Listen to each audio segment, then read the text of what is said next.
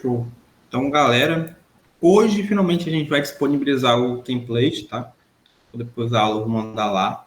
E como é a última aula do Caio também, eu vou mandar os materiais, o slide que o Caio usou para a aula. Aí o código eu vou ver com o Caio, se ele salvou o código também eu posso mandar de boa. A primeira e segunda aula tá no YouTube também, tá tudo dentro da playlist, a aula de GitHub. E a aula 1 de front-end também já está no GitHub, então já podem desfrutar. E a partir dessa aula aí, vocês já podem ir pensando em design, essas paradas. Eu vi que tinha uma galera perguntando lá de design. Alguém já está mais ou menos com uma ideia na cabeça aí de fazer? Estão tudo perdido ainda. Ninguém pensando ainda? Cara, eu comecei a pensar, só que eu tô bem perdido ainda, tipo, em como vai funcionar a conexão, sabe? Tipo, o que eu vou fazer em HTML, o que eu vou fazer em CSS, eu não sei muito bem, não tive nenhuma experiência com isso ainda.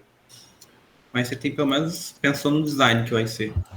Design PC, eu comecei a usar o Figma e tal, e é bem de boa de usar depois que começa a aprender um pouco, então comecei a procurar um design e tal, por isso que você faz algum tempo.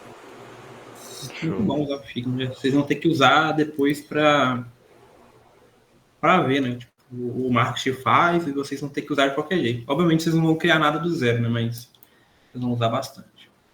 Mas enfim, então. Eu vou deixar o Caio aí na reunião. Ele vai iniciar a aula aí. E eu às 8 vou sair, então o Caio vai fazer chamada. Tem uma reunião às 8. E é isso, velho.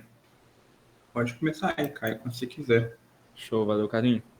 Então, rapaziada, vamos dar continuidade à aula de front-end hoje. A gente vai fazer diferente. Vamos iniciar um projetinho bem simplesinho para vocês terem algumas noções de front-end, né? Ontem eu falei bastante teoria de HTML, CSS e tudo mais, e hoje a gente vai estar fazendo uma aplicação dessas teorias e também aplicando o JavaScript de leve. Não vai ser tanta coisa, eu vou falar algumas coisas sobre o JavaScript, mas vamos pegar já de leve no início agora, e deixa eu estar compartilhando a tela com vocês. Só um momento.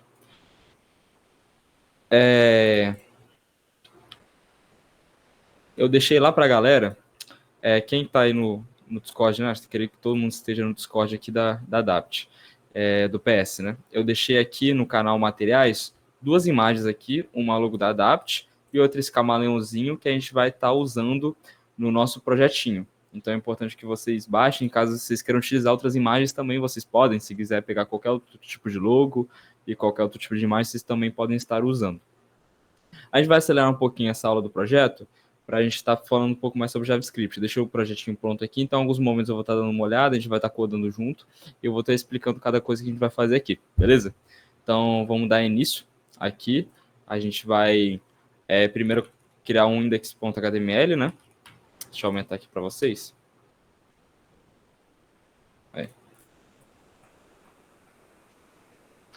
Aí, beleza. Então a gente vai estar criando nossa estrutura básica do HTML, como a gente viu na aula passada. E eu gostaria de tratar alguns pontos com vocês que são. Ontem eu não falei, mas existem no HTML, eu mostrei diversas tags para vocês, né? Eu falei das tags de input, das tags de texto e tudo mais. Eu falei da mais importante também, né? Que é a tag div, que a gente usa para delimitar espaços e conteúdo do nosso site. Hoje eu vou estar mostrando para vocês algumas tagzinhas que são o que a gente chama de tags semânticas. O que seria isso? São tags que elas não possuem nenhum tipo de função, além de deixar o nosso código mais semântico, ou seja, o nosso código mais legível. A pessoa vai bater o olho e vai entender o que está acontecendo. Essas tags são equivalentes a div, então botar essas tags é a mesma coisa de colocar div com outro nome, só que elas são muito importantes, tanto para a legibilidade do nosso código, quanto para os mecanismos de busca. Então, por exemplo, quando o seu site estiver lá, né, na lista do Google, o Google for fazer uma busca, ele vai ranquear melhor o seu site, porque o seu código está mais semântico. Então, algumas dessas tags são a tag reader, ela é diferente da tag read, né? Isso é bom pontuar. Read a gente trata de metadados. Aqui a gente vai tratar da tag reader, né? Que é basicamente para cabeçalho. A tag nav, que é uma tag usada para navegação, né? Indicar que o conteúdo aqui dentro é por exemplo, uma barra de navegação ou algo do tipo. A tag main, para indicar que é o conteúdo principal do nosso site. Então, tudo que for o conteúdo principal, a gente pode estar colocando aqui dentro. E, além disso, a tag footer, que é para indicar o rodapé do nosso site, né? Então a gente fica por essas tags. Hoje a gente vai estar usando só essas 3 primeiras, porque eu não vou estar incluindo um footer no nosso projeto, porque senão a gente vai se estender demais. Mas vamos estar dando início aqui agora. O que a gente vai fazer? A gente vai fazer um projetinho, basicamente, que vou até abrir quem gosta de Figma, né? Vou usar uma ferramenta melhor para explicar para vocês hoje, que é o Paint. Basicamente, o que a gente vai fazer aqui... Opa! Tem que mandar alguma coisa aqui? Ah, tá. Basicamente, o que a gente vai fazer aqui hoje, né? A gente vai criar um reader, né? Um cabeçalho na nossa página, aqui em cima, no qual vai ter uma logo no canto, e aqui vão ter os textos de navegação. Então, por exemplo, que seriam os links da nossa página, como sobre nós ou contatos. Imaginem que isso é uma espécie de um site que vocês estão utilizando. Então, seria uma barrinha de navegação aqui em cima. Além disso, a gente teria a seção principal do nosso site, aqui, que conteria cards, conteria um título, aqui em cima. Além do título, teríamos também um botãozinho, aqui, que depois vocês vão ver para que ele vai servir. E vamos ter cardzinhos aqui. Então, eu vou estar ensinando vocês como é que a gente pode estar fazendo um card no nosso site, que isso é bem utilizado. E eu vou estar ensinando algumas coisas que vocês vão poder estar utilizando. Então, essa vai ser a estrutura do nosso site. Como a gente falou, né, de vocês estarem pensando o que vocês vão programar, isso é muito importante. Então, aqui um breve exemplo do que a gente pode estar fazendo, sabe? Uma coisa simples que só de bater o olho a gente sabe o que a gente precisa fazer, beleza? Então, vamos dar início aqui ao nosso projeto. Eu estou com o código pronto aqui do lado, eu vou estar consultando algumas horas para a gente estar adiantando isso. Primeira coisa, a gente vai criar o nosso reader, né? E o nosso reader, ele vai ter uma imagem e uma barra de navegação, né? Eu deixei aqui pronto para vocês as imagens que vocês baixaram ali no Discord. E a gente vai ter, por exemplo, aqui a logo da Adapt. Então, a gente vai estar colocando a tag image aqui e vamos estar buscando a logo da Adapt. É bom você estar colocando o ponto e barra, como eu expliquei ontem, né? Para buscar um caminho relativo dentro do seu projeto. E vou colocar aqui, logo da maior EJ aqui. Beleza. Além disso, a gente vai ter o nosso espaço de navegação, né? Nossa barrinha de navegação aqui no nosso cabeçalho. Então, eu vou indicar pela tag nave. E o que a gente vai fazer?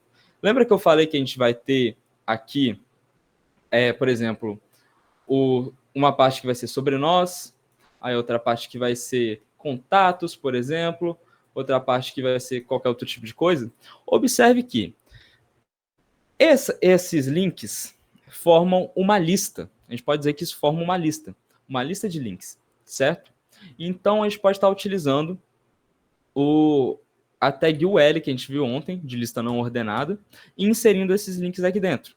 Então, eu vou estar inserindo o primeiro item de uma lista, aqui, né, com LI, e dentro do LI eu vou colocar uma tag de link, para referenciar que estamos utilizando um link, né? Aqui no endereço da URL eu não vou indicar nenhum lugar. Quando a gente não quer indicar nenhum lugar para encaminhar o usuário, a gente só coloca uma hashtag. No caso, como não vai ser uma barra de navegação de verdade, né? É só um exemplo, a gente vai estar fazendo dessa forma. Então, aqui eu vou inserir o sobre nós. Aí eu vou estar copiando e colando, que vai ser a mesma coisa. Contatos, serviços e qual era outro? Portfólio. Beleza. Então, a gente vê que já tem a imagem aqui e já temos a nossa barra de navegação com os nossos links. Se a gente abrir aqui agora o nosso HTML, né? A gente buscando... Opa, aqui eu abri o errado, dei spoiler da aula. Calma aí que está na outra pasta. Se a gente abrir aqui agora, né? Podemos ver que tá tudo branco, até porque se a gente averiguar aqui, a nossa logo é branca, então a logo provavelmente está aqui, a gente só não consegue enxergá-la ainda, e temos aqui os nossos links aqui, né, nossa lista de links. Então vamos começar fazendo a estilização já do nosso reader, beleza?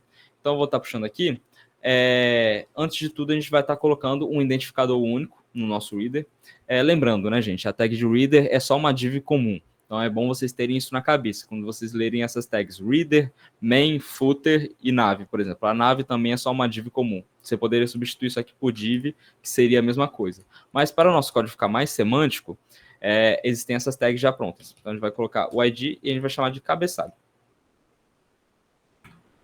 Beleza. Agora, a gente vai fazer o seguinte. A gente vai criar o nosso style.css.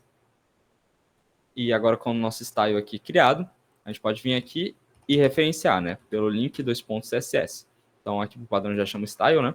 E a gente pode fazer agora essa estilização do nosso site. Beleza? Então, vamos dar início aqui. Antes de tudo, então, vamos começar a estilizar o nosso reader, né? Então, o nosso cabeçalho. Antes, eu quero só fazer uma coisa, né? Eu quero diminuir o tamanho dessa imagem, que essa imagem está muito gigantesca, né? A gente pode ver aqui, a gente não consegue ver ela, mas olha o espaço que ela ocupa, né? A gente não consegue ver porque ela é branca. Mas se eu, por exemplo, chamar o body, né? Que é o corpo da nossa página, eu vou botar um background color red, só para a gente testar, né? E eu vim aqui atualizar, a gente deixa o nosso site todo com um background vermelho, a gente vê que essa logo está gigantesca. A gente quer reduzir o tamanho dessa logo. Então, para a gente achar essa imagem, a gente sabe que é uma imagem, é uma tag MG, dentro do cabeçalho, né? Então, a gente pode estar fazendo um seletor no qual a gente referencia o cabeçalho, né? O ID cabeçalho, a gente dá um espaço e coloca o MG, porque a gente sabe que o MG é filho do cabeçalho. Então, dessa forma, a gente pode fazer cabeçalho e MG. Beleza, e agora a gente pode definir um tamanho a partir do width. Então, o tamanho que eu tinha colocado aqui foi 150 pixels, né? Então, a gente pode definir 150 pixels. E voltando aqui, atualizando, a gente vê que a nossa logo está bem menor agora. Perfeito. Então, vamos dar continuidade aqui. Eu vou apagar essa cor aqui, que era só de exemplo. Ok? Beleza. Agora a gente pode vir aqui e começar a personalizar o nosso cabeçalho. Então, a gente vai tratar agora dessa DivPy, que engloba tanto a MG quanto a nave e tudo aqui dentro. Então, a primeira coisa que a gente vai fazer, vamos mudar o background dela. Eu já deixei uma coisinha preparada aqui para vocês, que é essa aqui. Toda vez que a gente for lidar com designs prontos, a gente sempre vai receber uma cor em hexadecimal ou em RGB. No caso, como até acho que eu citei ontem para vocês. No caso, já deixei uma pronta aqui, que é essa aqui vocês podem estar copiando, colocando no projeto de vocês. E salvando aqui, a gente já consegue ver que ela ficou com o fundo azul.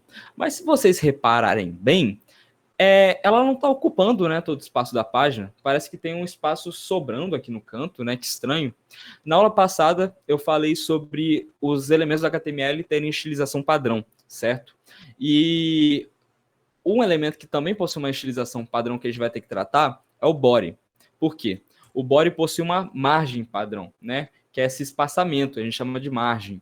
Então, ele já vem com essa margem padrão e a gente pode estar vindo aqui, ó, e retirando essa margem. Como é que a gente pode fazer? A gente chama o body e coloca a margem 0. Dessa forma, a margem aqui, ó, vai sumir. Então, agora o nosso cabeçalho ocupa todo o espaço da tela.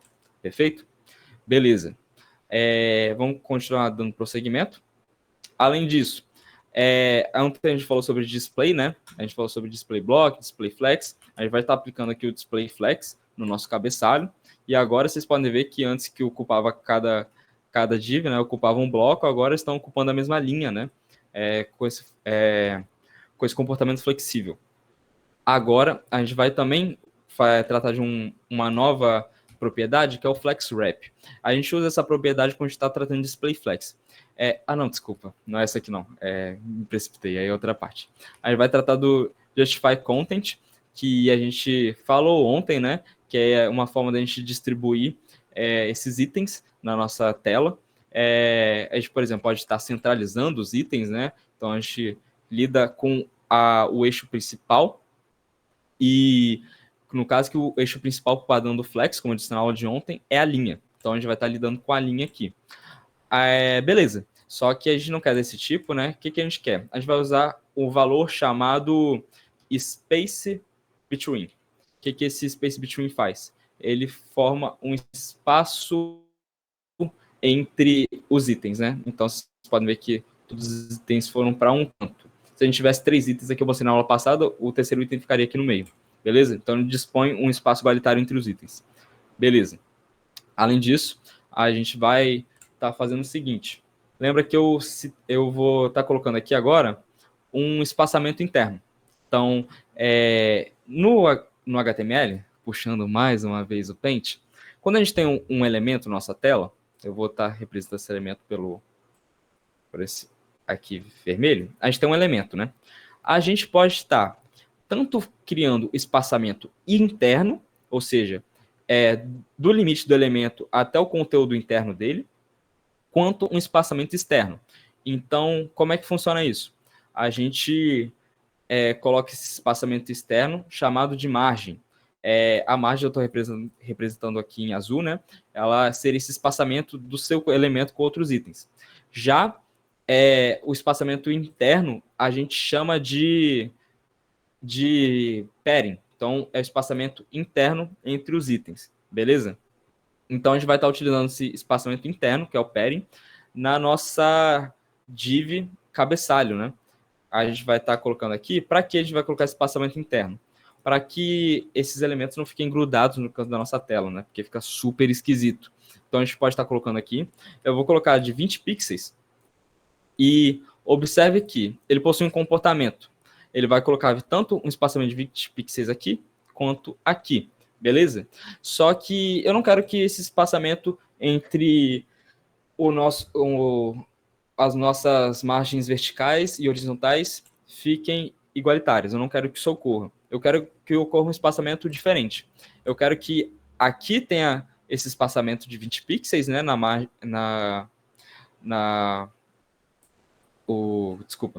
no espaçamento interno aqui vertical. E aqui a gente pode colocar, por exemplo, para o horizontal ficar diferente, com mais espaço aqui. Então, a gente pode estar colocando aqui dessa forma. O primeiro valor vai pegar o espaçamento vertical e esse aqui o horizontal. Então, atualizando aqui, ó, vocês podem ver que ele pega um espaçamento maior aqui no canto. Beleza? Eu vou estar colocando mais um pouco, né? Que eu te coloquei só 80 pixels. Ok. Salvando aqui, vocês podem ver o resultado. Show! Perfeito. Agora a gente vai estar fazendo outra coisa, que eu deixei uma propriedade pronta que vocês podem estar utilizando, que é basicamente para vocês colocarem sombra. Então, a gente utiliza essa propriedade Box Shadow. Vocês não precisam entender completamente o que se tratam desses valores por enquanto, né? Mas é basicamente para a gente inserir uma sombra na nossa div. E atualizando aqui, vocês podem ver que... Deixa eu salvar. Ele já aplica uma sombra aqui embaixo. Beleza? Ok. Agora a gente vai lidar também com a parte da nossa navegação, né? Antes da navegação, a gente vai tratar desses links aqui. Aqui nesses links, vocês podem ver que está com uma estilização padrão também. A gente quer tirar essa estilização padrão. Como é que a gente pode estar fazendo isso? Aqui eu deixei preparado, né? Essa estilização aqui. Eu vou estar copiando e colando lá. O que significa? A gente está buscando todas as tags A dentro da nossa div cabeçalho, né? E o que a gente vai estar fazendo? Eu vou estar comentando aqui, eu vou estar tirando um por um para mostrar o resultado. Primeiro, a gente vai aplicar a propriedade Text Decoration None. O que essa propriedade faz? Quando a gente atualiza, ó, você pode ver que ela tira o sublinhado, que vem para o padrão nos links, né? Por causa da estilização padrão nos links. Além disso, a gente vai aplicar uma cor white, né? Então, aplicando aqui, vocês podem ver que já alterou a cor dos links. Além disso, a gente quer aumentar o tamanho da fonte. Mas vocês batem o olho e pensam, caraca, a gente botou um tamanho de 1.5 rem. Que diabos isso significa? Isso significa que existem medidas relativas e absolutas, né? Medidas de tamanho relativas e absolutas, como disse ontem. Esse rem é uma medida de tamanho relativa que a gente utiliza para texto, mas a gente pode utilizar em outras propriedades também. O 1 é o padrão, né, da sua página, e você pode ver que se a gente deixa um rem, ele não terá o tamanho, continua exatamente igual. No caso, a gente quer crescer um pouco esse tamanho, então a gente coloca 1.5 rem para crescer, né, de forma relativa, e agora nossos links já estão maiores aqui. Beleza. E o último que a gente vai aplicar é o font weight. O que é isso? É basicamente a grossura da fonte. Então, se a gente colocar, por exemplo, font weight 400, é a grossura padrão que uma fonte tem aqui, né? Que é a normal, seria. No caso, a gente vai aplicar um de 600, que a gente vai deixar essa fonte mais grossa. Agora pode ver que chama mais atenção, ok? Então, beleza. Essas propriedades. Além disso, o que a gente vai fazer? A gente vai chamar agora um evento aqui no CSS, que é basicamente o seguinte. a gente vai estar chamando o evento de quando a gente passa o mouse em cima do nosso elemento. Então, quando a gente coloca, por exemplo, dessa forma, a gente está chamando o elemento, né? Dessa forma comum. Quando a gente coloca 2 pontos, a gente pode chamar alguns eventos, como, por exemplo, de colocar o mouse em cima, que se chama hover. Agora, quando a gente passar o mouse em cima do elemento, ele vai obter essa estilização que a gente vai colocar. Por exemplo, se eu colocasse um background red aqui, vocês podem ver que se eu atualizar, não vai acontecer nada, né? Mas se eu passar o mouse, vocês podem ver que agora ele tem um fundo vermelho, beleza? Ok. O que a gente vai fazer então? A gente vai mudar a cor, né, do nosso texto quando a gente passa o mouse em cima, então a gente vai deixar ela um pouquinho mais azulzinha. Então, atualizando aqui, ó, vocês podem ver que ela fica um pouco mais azulzinha quando a gente passa o mouse, mas vocês podem ver que é meio seco, né? A gente passa e, pum, muda de cor na hora, não tem nenhuma transição. Então, a gente quer inserir uma transição nisso aqui. O que seria essa transição? A gente vai colocar uma transição de 0,25 segundos. Então, vocês podem ver que no momento que a gente passar o mouse, ó, não é tão seco mais, tem uma transiçãozinha. Isso deixa o site mais intuitivo para o usuário e mais bonito. Beleza? Mandaram uma pergunta aqui no chat. Não é uma dúvida. Esse transition, ele é só para quando você coloca o mouse ou para quando você tira também? Esse transition é para os... Aqui, ó, quando a gente tira, é só para quando coloca o mouse. Não é quando tira. Okay. É porque existe outros eventos também que você pode estar tratando. Mas o hover é um evento quando você coloca o mouse em cima, entendeu? Então, por isso que o transition só funciona nele. Beleza? Show. Perfeito. Show de bola, então. Ok. Dando prosseguimento. Aqui, a gente vai inserir mais algumas estilizações. Agora, o que a gente vai fazer? A gente vai estilizar a nossa lista não ordenada. Então, o que a gente vai estilizar aqui? Vocês podem ver que, por padrão, ele já vem com esses pontinhos aqui esquisitos, né, que são da lista, né? E a gente vai estar retirando isso. Como é que a gente vai fazer isso? A gente vai utilizar a propriedade list style type none, que é basicamente só para tirar a estilização padrão de uma lista. Então, atualizando aqui, vocês podem ver que já retira essa estilização. E, além disso, a gente vai aplicar um display flex aqui nesse elemento. Então, o que isso vai mudar aqui? Antes os elementos estavam um em cima do outro, né, porque eles tinham um display block. Agora, atualizando, fica um ao lado do outro. Bacana, né? Só que eles estão muito grudados. Então, a gente quer inserir um espaçamento entre esses elementos. A gente utiliza a propriedade gap, que é uma propriedade para você definir espaçamentos entre elementos aqui do seu elemento principal, né? Então, a gente colocou um gap de 40 pixels. Atualizando, você pode ver que criou-se um espaçamento entre eles. Beleza. Só que tá esquisito, né? Ele tá aqui em cima, né? Essa nave, e a gente não consegue ver direito. Ok, o que a gente pode estar fazendo? A gente pode vir aqui no nosso cabeçalho, e lembra que a gente utilizou essa propriedade Justify Content para manipular, né, o layout do nosso eixo principal, que é a linha. Só que, beleza, a gente conseguiu dispor as coisas aqui na nossa tela, só que agora eu não quero modificar só a linha. O que eu quero fazer? Eu quero modificar aqui a nossa coluna. Então, o que eu quero que faça aqui? A gente vai chamar a propriedade Align Items, né, como eu disse ontem, que é responsável pelo eixo secundário do Display Flex, e a gente vai chamar o valor Center, que é basicamente para a gente centralizar tudo que está no eixo vertical, que é o eixo secundário, né? Ok, beleza, dessa forma a gente já tem uma nave barzinha. A gente só vai fazer uma mudança aqui, que a gente vai mudar a fonte de texto. A gente vai aplicar essa fonte de texto para toda a nossa página. Então a gente pode vir aqui no body e inserir ela. No caso, é a propriedade font family, e a gente vai utilizar a fonte de texto Lato. Você pode colocar qualquer fonte da sua preferência que você tem no seu computador, se você quiser colocar Arial ou qualquer outra fonte de texto. E como segunda opção, a gente vai usar fontes não serifadas, né? Que é que não tem aqueles tracinhos, aquelas pontinhas na fonte. Então, o nosso navegador ele vai tentar usar essa fonte. Caso ele não consiga, ele vai pegar qualquer fonte que não tenha serifamento. Que palavra horrível, eu acho que nem existe. Mas fontes não serifadas. Então, atualizando aqui, você pode ver que já mudou a fonte. Perfeito agora. Agora está muito melhor, né? Está muito mais agradável, pelo menos na minha visão. Se vocês achavam o outro mais bonito, aí é com vocês. Mas vamos dar prosseguimento?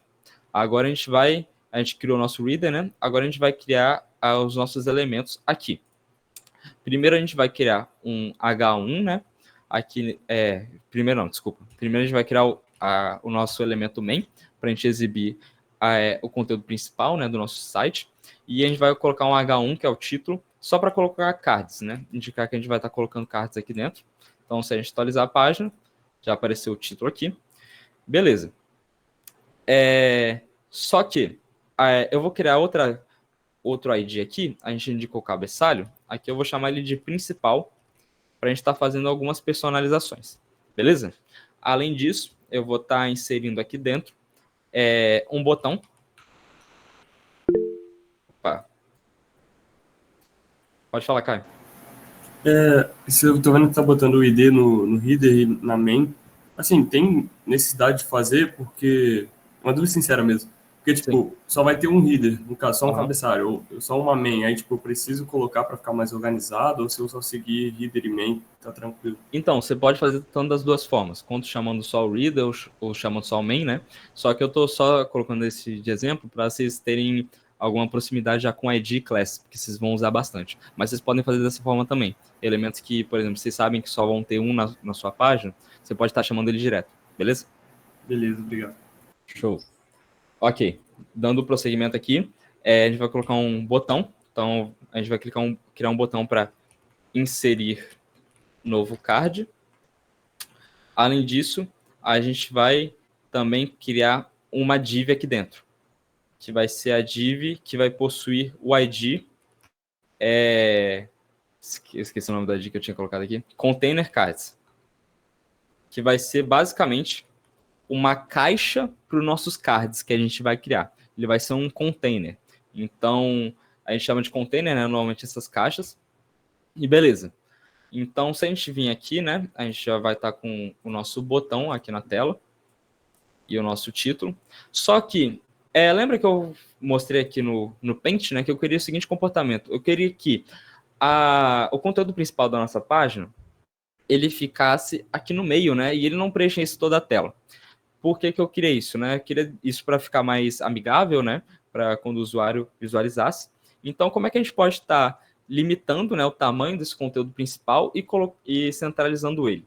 A gente pode fazer da seguinte forma. A gente vai vir aqui no Style. Vamos chamar nosso ID principal, né? Então, a gente vai chamar essa tag main.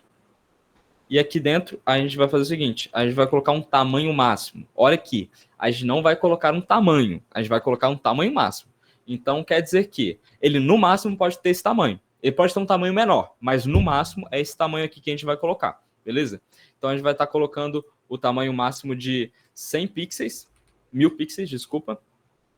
Então, se a gente atualizar aqui, ó, vocês podem ver que, se eu chamar aqui o inspecionar, e eu vou buscar aqui o nosso main. Observe que o main já não está ocupando toda a tela, né? Ele está com um tamanho fixo. Se eu puxar um pouquinho mais para o lado aqui, vocês podem ver que ele continua do mesmo tamanho.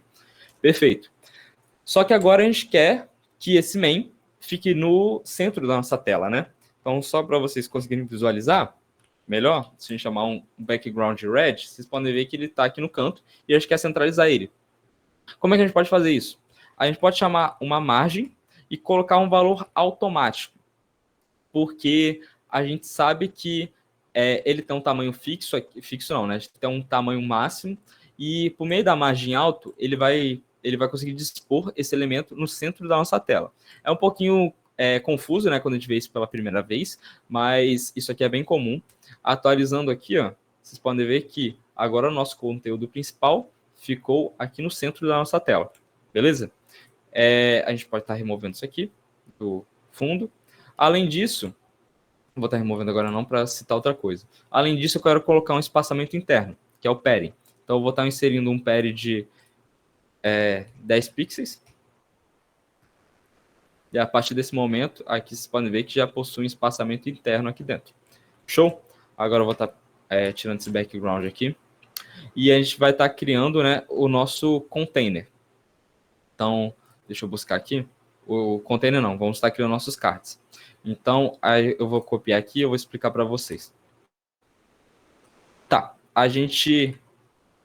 Opa! A gente vai criar a gente cria basicamente uma div, que é para englobar, né? Essa div vai ser o nosso card. e a gente vai colocar o ID dele de div principal. Eu vou explicar logo depois por que a gente vai colocar esse ID aqui, mas é só para indicar que esse vai ser o card principal na nossa tela. Além disso, ele possui a classe card, que a gente vai estar aplicando essa classe para todos os nossos cards que a gente estiver exibindo aqui, beleza? Aí, dentro desse card, a gente vai ter uma imagem, que vai ser a imagem do camaleão, aqui dentro, né? E, além disso, a gente vai ter um título, né? Que vai ser o título do card. Eu não coloquei com a tag reader, eu coloquei só com o div mesmo, para vocês verem que vocês também podem estar fazendo isso. E a gente vai estar também estilizando esse título. Então, atualizando aqui, vocês vão ver que isso não tem nada a ver com card, assim, de primeira, mas a gente vê que a gente já tem a nossa imagem e a gente já tem o nosso título aqui embaixo. Então, a gente pode estar estilizando isso. Eu vou chamar aqui o nosso card aqui e eu vou estar mostrando o parâmetro que a gente for colocando aqui. Então, a gente vai chamar a tag card aqui dentro. E a gente vai, primeiramente, estar colocando um background. Então, eu já separei essa cor aqui, né? A mesma da navbar. A gente vai inserir esse background aqui. Com isso, a gente já pode ver a mudança de cor. Vocês podem ver que o card ainda está ocupando um tamanho estranho aqui, né? Ele está ocupando toda a tela, porque é um display block ainda. Mas isso a gente vai estar tratando daqui a pouco. Além disso, a gente vai estar colocando display, né?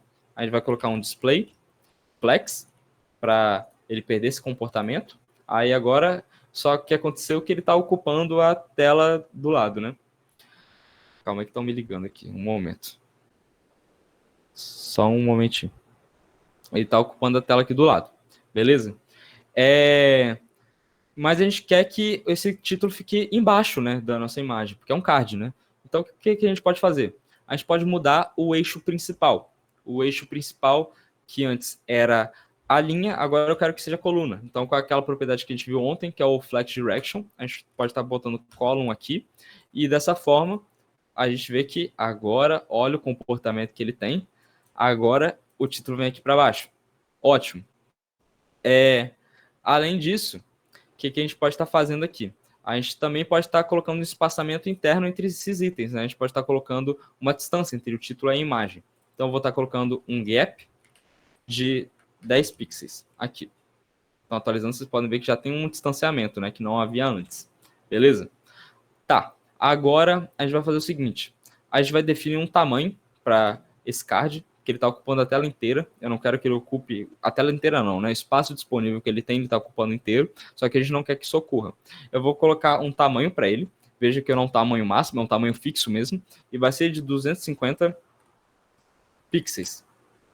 Então, atualizando aqui, ó, vocês podem ver que agora ele tem um tamanhozinho de um card, já está começando a se parecer mais com um card que a gente vê habitualmente. Beleza?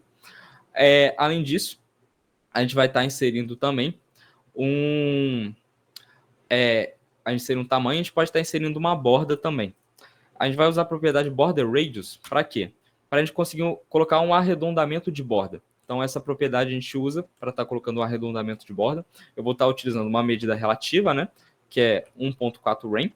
Então, se a gente estiver utilizando essa medida aqui, a gente pode ver que, atualizando, a gente já tem esse arredondamento aqui dentro. Mas veja que ele arredondou embaixo, não arredondou em cima e deixou esquisito, né?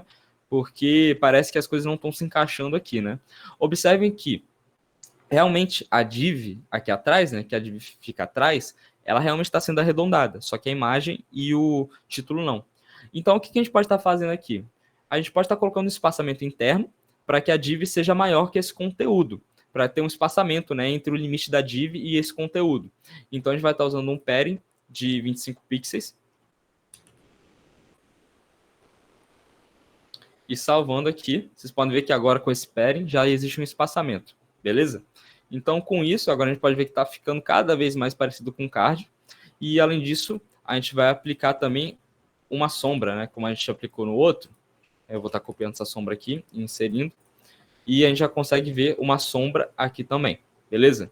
Agora a gente vai estar personalizando esse texto. Vocês lembram que eu falei ontem sobre algumas propriedades que elas são herdadas pelos filhos? Quando a gente insere estilização de texto numa div, essas estilizações são herdadas pelos seus filhos. Então, a gente pode estar estilizando esse texto diretamente na div que a gente quer, né? Que seria a div py. Porque a div py, né, o card, ele é ele é pai dessa div aqui, que vai conter o título. Então, a gente pode estar fazendo essas estilizações. Eu vou estar copiando aqui. Então, a gente vai só aumentar um pouquinho a fonte de texto, deixar ela mais grossa e colocar numa cor branca, dessa forma. Atualizando, vocês podem ver que já foram feitas alterações. Beleza, só queria fazer isso por enquanto no nosso card. Agora vamos personalizar a imagem do nosso card. O que a gente vai fazer? Primeira coisa que a gente vai fazer aqui vai ser o seguinte. A gente vai chamar nessa imagem, a gente pode chamar por card img, que a gente vai buscar os filhos os filhos que são uma imagem da nossa div card. E a gente vai fazer o seguinte. Primeira coisa, eu vou definir uma propriedade chamada aspect ratio. O que é o aspect ratio? Ele é basicamente a proporção da nossa imagem. Então, o que a gente pode estar fazendo aqui? Eu vou definir essa imagem como uma imagem quadrada. A gente pode definir várias proporções. Por exemplo, a quadrada é 1/1. Salvando aqui e vindo, vocês podem ver que a imagem ficou quadrada. Né? Se a gente quisesse colocar outras proporções, como, por exemplo, ela mais vertical assim, a gente poderia estar inserindo, né, acrescentando esse número da direita, ou ela mais horizontal, a gente também pode fazer isso, que a gente lida com o aspect ratio, né, a proporção dela. Só que eu vou estar colocando ela quadrada, porque é mais interessante no nosso card. Só que vocês reparem que, se eu tirar essa propriedade e mostrar de novo, vocês vejam que ela ficou esticada, né? E a gente não quer colocar uma imagem que fique esticada, né? A gente quer fazer um card que se adapte a qualquer tipo de tamanho de imagem, independente se é uma imagem muito larga, uma imagem muito verticalmente grande também. O que a gente pode estar fazendo? A gente vai chamar a propriedade Object Fit, que é basicamente para a gente lidar com esse tamanho da imagem, e a gente pode fazer de uma forma que a gente chama o valor cover. O que isso faz? Isso vai basicamente ajustar a imagem ao tamanho que a gente deu a ela. Então, quando a gente coloca dessa forma, a gente chama essa propriedade e faz com que essa imagem cresça e ela fique cortada. Então, em vez dela ficar esticada dessa forma, vocês podem ver que agora ela fica mais natural, né? Cortou um pouquinho da borda dela, né? Só que ela fica mais natural. Isso dessa forma a gente consegue se adaptar com qualquer tipo de imagem. Além disso, a gente vai colocar um arredondamento, né, na imagem para ela ficar igual ao card, né? Eu vou estar até copiando aqui esse border radius que a gente aplicou aqui em cima e salvando aqui. Então, dessa forma, olha como já está virando um card, né? Já virou um card. Então, a gente pode ver que ele já virou um cardzinho. Então, com isso, a gente finaliza essa estilização. Só que agora a gente vai fazer o seguinte. A gente já tem nosso card. Eu quero que apareça muitos cards na minha tela. Porque eu não vou mostrar só um card, né? Vai ser o seguinte. A gente vai copiar aqui. Colar, colar, colar. No caso, eu vou colar aqui sem essa ID principal, né? Eu vou estar removendo os outros, porque a gente só vai ter um ID único ali, né? Então, a gente vai estar copiando. Eu vou estar colando aqui um monte de card. E eu vou estar salvando aqui. Observem que aconteceu um comportamento que a gente não quer, né? A gente quer um cardzinho um do lado do outro, bonitinho, só que ficou com esse comportamento aqui, porque a nossa div py, né, que é a containers card, ela está com display block por padrão. Então, a gente vai estar mudando isso, e a gente vai colocar um display flex nela, e a gente vai estar personalizando ela agora. Então, a gente vai chamar a containers card. Eu vou até colocar aqui, né? E a gente vai fazer o seguinte. Primeira coisa, a gente vai colocar um display flex, para elas ficarem uma do lado do outro. Só que agora ficou uma do lado do outro e quebrou, né? Quebrou o nosso site inteiro. Se vocês repararem aqui, ó, aí eu vou estar até inspecionando para vocês. A nossa div main aqui tá aqui, só que observe que a containers card quebra para fora, né? Até indica, mostra, fica ali roxinho com os tratados mostrando que ela quebrou para fora. E a gente não quer que isso aconteça. A gente quer que quando chega no limite, os próximos itens vão para baixo, né? E se adaptem dessa forma. Como é que a gente pode fazer isso, né? Chegando no limite, os próximos itens não continuem na mesma linha, né? Ele quebra a linha. A gente pode utilizar a propriedade flexWrap, que é basicamente indicando que a gente pode colocar a propriedade flexWrap e o valor wrap para indicar que a gente quer uma quebra de linha quando for necessário. Caso você não queira, é só você colocar o valor no-wrap, por exemplo, mas no caso a gente quer quebrar a linha aqui. Então, salvando, você pode ver que já ficou melhor, né? Ele está indo cada coisinha para baixo, já ficou mais harmônico, não está quebrando o nosso site mais. Beleza? Ok. Além disso, a gente vai colocar o seguinte, a gente vai colocar um espaçamento de 50 pixels aqui dentro, né, para ficar um espaçamento legal entre os cards. Então, dessa forma, vocês podem ver que os cards já ficam espaçados. Eu fiz categoricamente para caber aqui no tamanho certinho. Vocês podem ir testando o melhor espaçamento para vocês, de caso a caso. E vocês podem ver que ocorre dessa forma, né? Já fica tudo bonitinho, fica mais harmônico. E agora realmente está de uma forma que a gente consegue ver e o usuário consegue utilizar. Beleza? Só que a gente aplicou todas essas propriedades, beleza? E a gente vai colocar uma propriedade também, que é uma margem do nosso container de cards para o botão que está aqui em cima. Então, eu quero botar uma margem aqui para distanciar esse container desse elemento aqui do botão. O que a gente pode estar fazendo? A gente pode estar chamando a propriedade margem top. A gente utilizou a margem anteriormente, né? Só que agora, quando a gente utilizar a margem, a gente aplica uma margem para tudo. Por exemplo, aqui, a gente pode aplicar uma margem de quanto? 25 pixels. Então, se a gente aplicasse a margem aqui, ó, se a gente clicar em inspecionar aqui e chamar aqui, vocês podem ver que a margem, que é esse retângulo laranja, ela está sendo uma margem tanto para cima, quanto para baixo, quanto para os lados, né? Se a gente vê que tem uma margem para baixo também. Só que a gente não quer aplicar tudo isso. O que a gente pode fazer? A gente pode chamar uma margem só para determinado lado. A gente só quer colocar a margem no lado de cima. Então, a gente chama a margem top. Se vocês quisessem colocar na esquerda, vocês chamariam margem left, direita, margem right, e embaixo, margem bottom, dessa forma aqui. Só que a gente só quer a margem top aqui.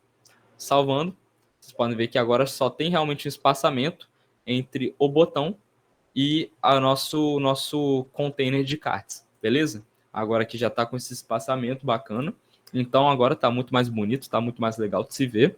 Obviamente é um designzinho bem simples, gente, porque é só para vocês terem algumas noções de propriedades. Quando vocês forem fazer o site de vocês, vocês podem estar desenvolvendo mais, deixando mais bonito, né? Só que aqui é só para a gente ter noção dessas propriedades que a gente pode estar utilizando e também em forma de a gente fazer um layout do nosso site, beleza? Então, dando prosseguimento, deixa eu ver aqui os próximos. Tá, agora a gente pode estar estilizando o nosso botão. Eu vou estar copiando aqui a estilização que eu fiz para esse botão. No caso, o botão, ele possui o... Cadê o botão aqui? Aqui. Esse botão não possui nenhuma classe nem ID, né? Então, o que a gente pode estar fazendo? Eu vou estar colocando uma classe nele, que se chama botão. Aí vocês me perguntam, por que você não chama o botão direto? Eu vou estar colocando uma classe de botão só para vocês terem uma proximidade com esse uso de classes. No caso, só vai ter um botão mesmo, não vai ter mais de um. Mas vocês poderiam criar vários botões na sua tela e caso vocês quisessem estilizar determinado grupo de botões, vocês poderiam colocar uma classe nesses botões com qualquer nome e estar chamando essa estilização aqui no CSS.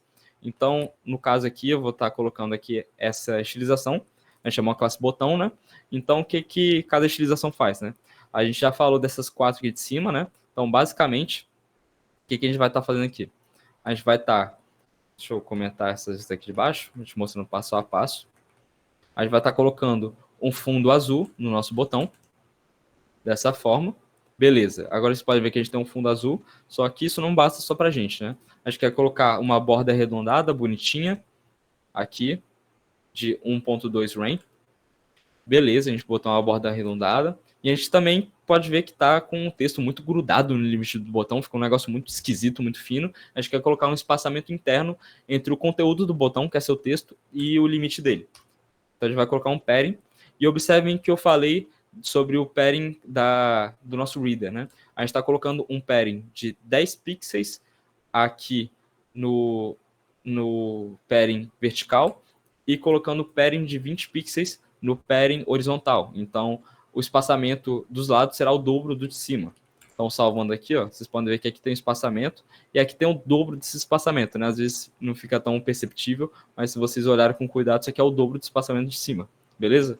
Só que, além disso, a gente quer colocar o texto branco, então a gente pode botar um color right aqui, dessa forma, e a gente quer retirar essa borda. Como é que a gente pode fazer para retirar essa borda? Por padrão, essa borda esquisita, que a gente pode estar removendo. A gente pode utilizar a propriedade border e colocar o valor none, né, de nenhum. Então, salvando aqui, Você pode ver que a gente retirou. Só que a gente poderia botar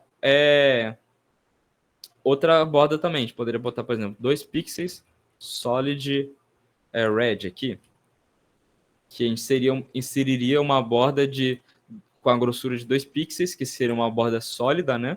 Que ela não é tracejada. A gente pode, por exemplo, colocar bordas tracejadas e colocar a cor vermelha nela. Então, dessa forma. Só que a gente não quer isso, a gente só quer remover a borda mesmo, a gente vai deixar ela sem nada aqui. Então, salvando, a gente já tem essa bordinha aqui. Só que observem que esquisito, né? Olha esse comportamento. A gente passa o mouse em cima do botão e ele simplesmente não reage, né? Ele não tem nenhuma reação, o nosso mouse, né? Ele parece nem que é um botão, parece que é só um elemento qualquer na nossa tela. Quando a gente coloca o mouse aqui no link, né? Aparece o pointer, né, que a gente chama, que é esse símbolozinho do cursor, né, que ele está tipo apontando, e aqui não ocorre. Como é que a gente pode estar inserindo isso? A gente pode estar usando a propriedade cursor e colocando o valor pointer. No caso aqui, a gente poderia colocar qualquer tipo de cursor aqui, né? Então, por exemplo, se a gente quisesse colocar um tipo grab, que é um tipo de cursor, e atualizar, olha como é que ele fica a mãozinha. Só que a gente não quer fazer isso. A gente quer colocar um cursor pointer para ele ficar apontando, né? Então, salvando aqui, ó, agora sim parece um botão, né? A gente olha assim, pô, realmente é um botão. Só que olha que legal, né? Aqui no nosso link, quando a gente passa o mouse em cima, ele muda de cor. Eu quero o mesmo comportamento para ele. Então, o que a gente vai fazer? Da mesma forma que a gente fez um dois pontos hover lá, para indicar que a gente estava chamando essa estilização caso a gente passasse o mouse em cima, a gente também quer fazer isso no botão. No caso, eu só vou colocar uma corzinha levemente mais escura, que a gente tem aqui. E, além disso, a gente vai colocar uma transição de 25 milissegundos, né? Para que essa animação seja mais fluida. Então, vocês podem ver que está ocorrendo assim dessa forma. Então, agora está muito melhor, né? Então, ok. Vocês pensem, poxa, beleza, agora a gente já tem tudo aqui na nossa tela, tudo lindo, tudo maravilhoso. Terminamos, né? Essa é a estilização do nosso site. Valeu, muito legal, perfeito, vai rodar em tudo quanto é lugar. Só que aí você se depara com a realidade, né? Você esquece que você não vai rodar seu site só na tua tela. Não, seu site não vai rodar na tua tela. Seu site vai rodar em vários monitores diferentes. Além de rodar em vários monitores diferentes, ele também vai rodar nos celulares. E a gente sabe que uma página web no celular não é igual a uma página web de computador. Então, conta que a gente tem uma visão, né, bem horizontal, a nossa visão horizontal é muito maior que a vertical, no celular é o completamente contrário. Como é que a gente pode estar fazendo para ver como é que vai ficar a nossa tela no celular? Basicamente o seguinte, a gente pode vir aqui no inspecionar do navegador e a gente vai ter esse símbolozinho aqui no Chrome, no maioria dos outros navegadores também tem, que é para a gente lidar com responsividade. Então, clicando aqui, vocês podem ver que agora a gente tem isso aqui que a gente pode estar redimensionando o tamanho da tela. Então, beleza, vou estar redimensionando aqui. E a gente vai reduzindo. Vocês podem ver que a gente reduziu e quebrou, né? Ó, que interessante. Reduziu e quebrou. E é um comportamento que a gente quer, né? Só que se a gente reduzir mais, observe que nosso site começa a quebrar. Por que isso está ocorrendo? Está ocorrendo porque, observe que quando a gente vai jogando para o lado aqui, essa parte da navegação vai se aproximando da nossa imagem, aqui do nosso reader, e chega um momento que eles não têm mais espaço nenhum para o outro. Então, chegando aqui, quanto mais a gente tenta fechar a nossa tela, quando chega nesse limite, ele só quebra mesmo e as coisas vão ficando super esquisitas. Beleza? Então, o que a gente pode fazer para corrigir isso? A gente pode fazer o seguinte.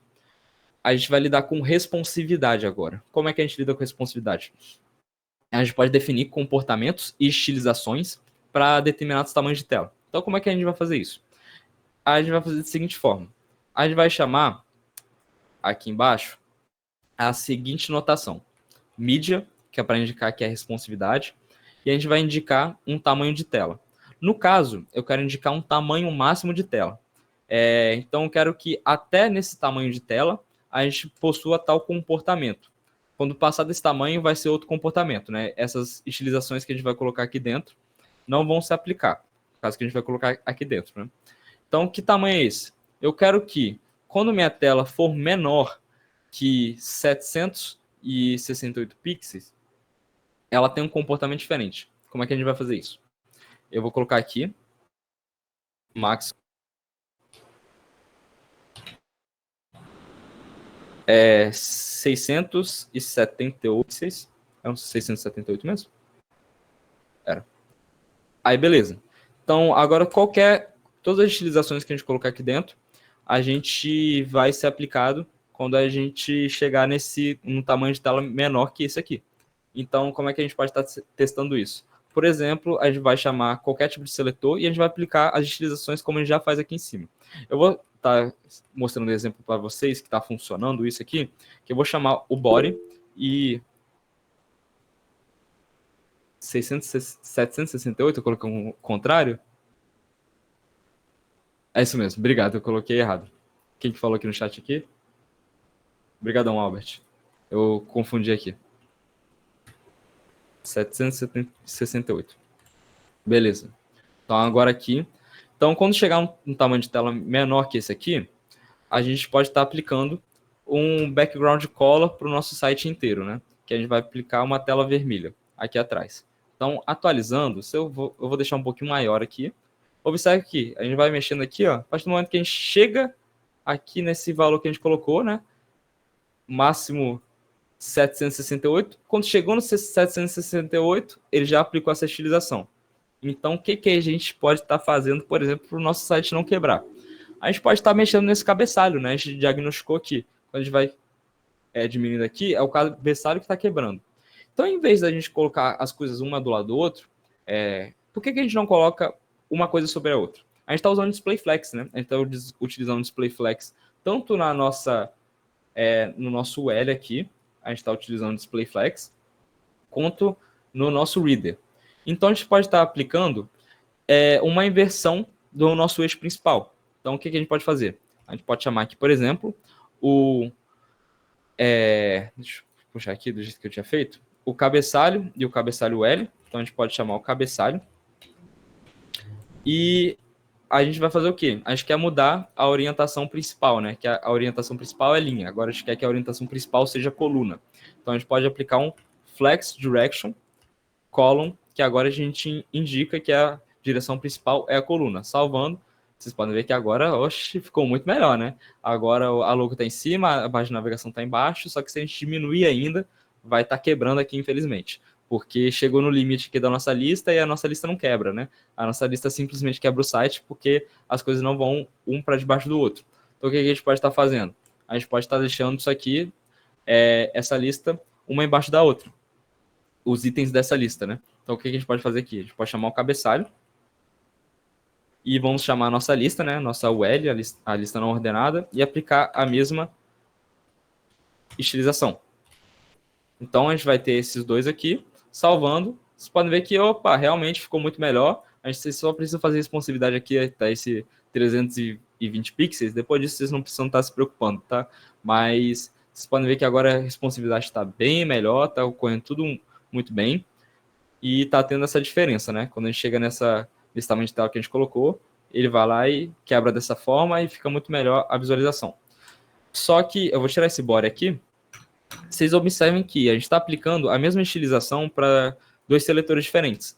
Lembra que eu falei para vocês que a gente pode, no mesmo seletor, colocar vários seletores a partir da vírgula? Então, em vez de colocar esses dois trechos de códigos iguais, o que a gente pode fazer? A gente pode dar uma vírgula aqui.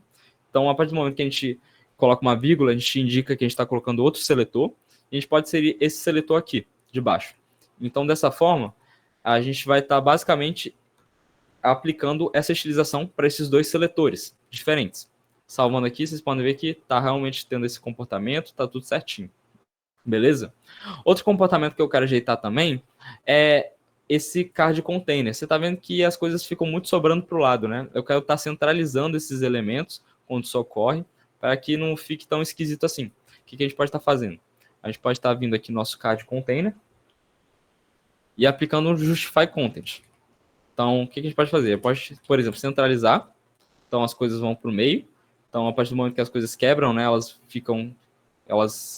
vão para o meio. Só que a gente pode também aplicar um space between, que nem a gente aplicou lá no nosso cabeçalho. Salvando aqui, ó, vocês podem ver que quando as coisas quebram, cada um vai para a sua ponta.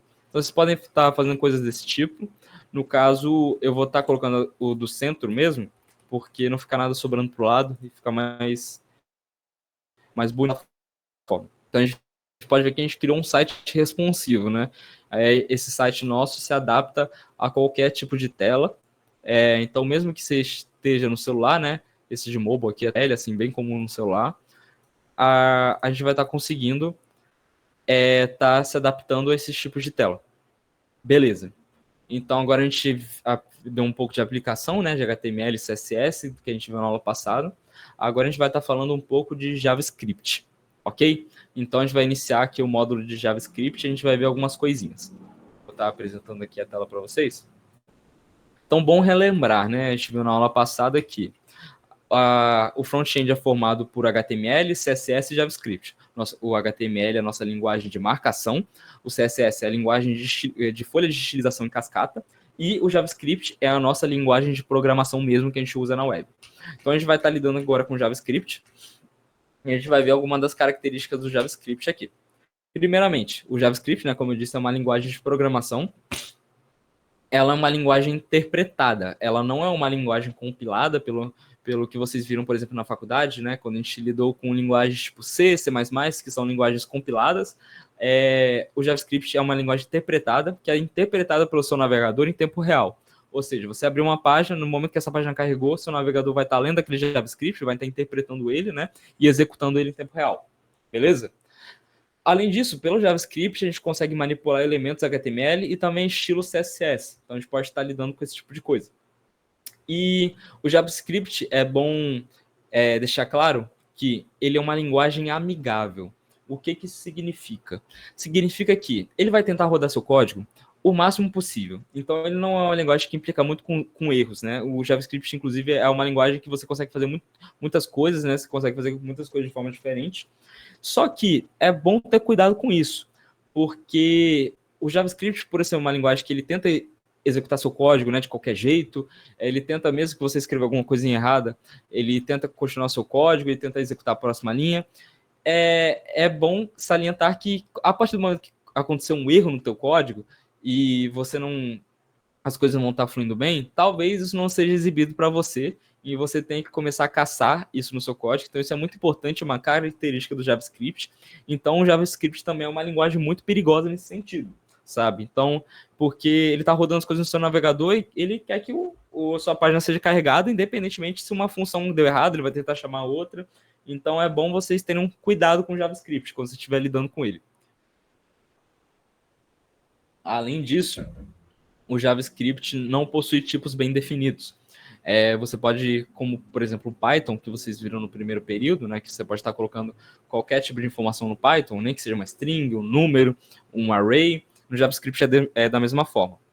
E é bom você tomar cuidado com isso também, né?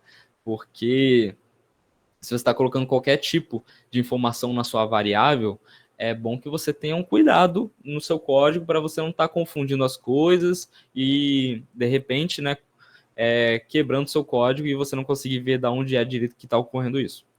E, além disso, mais importante, né, JavaScript não é Java, tá?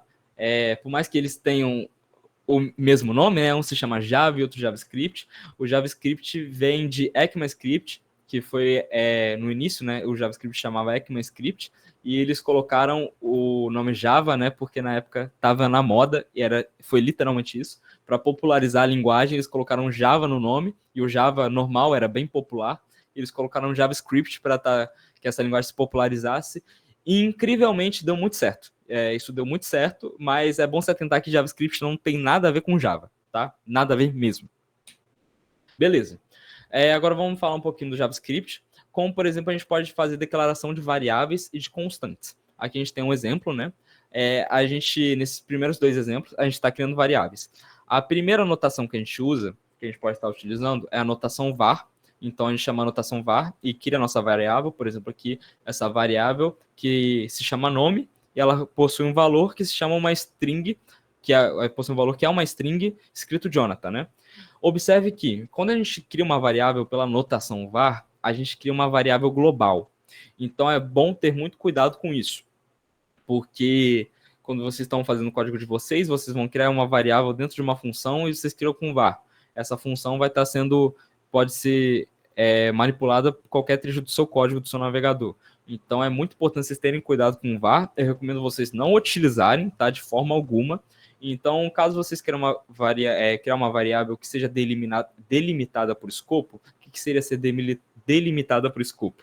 Seria basicamente uma variável que se restringe, por exemplo, a uma função. Você criou uma função e dentro você criou uma variável. Você quer que essa variável só exista lá dentro? Você vai utilizar a notação let. É o que a gente cria, né? Normalmente variáveis comuns são delimitadas por escopo. A gente vê tanto isso nas matérias da faculdade, né? Quando a gente cria uma variável, essa variável sempre se limita, né, à função dela ou o trecho de código dela, que seja limitado por chaves, né? Então, quando vocês forem criar uma variável, criem uma variável usando o let. Por que existe essa notação var, então? Essa notação var é porque no início do JavaScript você só conseguia criar variáveis dessa forma, pela notação var. Então, todas as variáveis no início do JavaScript, quando a linguagem surgiu, eram variáveis globais. Só que com o tempo a linguagem foi evoluindo, né? E foi criada essa notação let, que é a mais utilizada e a mais viável, que é para você criar uma variável. Então, você coloca a notação let, insere o nome da variável, por exemplo, a variável que se chama sobrenome, né? E ela possui o valor, que é uma string escrito Ferraz. Além disso, a gente pode estar criando constantes. Em JavaScript, o uso de constantes é bem frequente, tá? Vocês vão ver muitos códigos na internet que estão utilizando constantes, porque a galera no JavaScript usa constante com força, assim. O máximo que o pessoal está podendo usar constante, eles usam mesmo.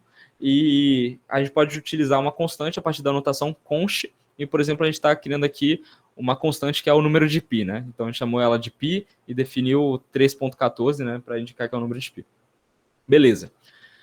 Agora a gente falou, né, de JavaScript, como é que é as características do JavaScript, como é que a gente pode estar inserindo essas coisas na tela. Antes de falar sobre JavaScript DOM, eu quero dar uma pincelada sobre declaração de funções. A gente falou um pouco sobre declaração de variáveis, né? Agora eu vou citar para vocês um pouco de declaração de funções. O que a gente pode fazer aqui? Eu vou criar o nosso arquivo script.js. Então, aqui a gente já tem o nosso arquivo JavaScript. E aqui a gente falou, né, sobre criação de variáveis, por exemplo, var, nome, igual a Caio. A gente pode criar também uma variável sobrenome. Observe uma coisa, no JavaScript, quando você for colocar uma string, você pode tanto colocar ela por aspas duplas, quanto por aspas simples. Então, você colocar aspas duplas e aspas simples, é uma string da mesma forma. Então, vocês podem reparar nisso. Eu recomendo que, se vocês começam a usar aspas duplas no início do código, sigam usando aspas duplas até o final. Se começou com aspas simples, siga usando aspas simples até o final. É bom vocês terem um padrão de código, né? Mas só mostrando, por exemplo, aqui, vou passar, por exemplo, Kozlowski. E a gente criar uma constante, por exemplo, aquela de pi, que é o 3.14. Então, a gente está declarando as variáveis dessa forma. A gente pode também estar declarando funções em JavaScript. Como é que a gente declara função em JavaScript?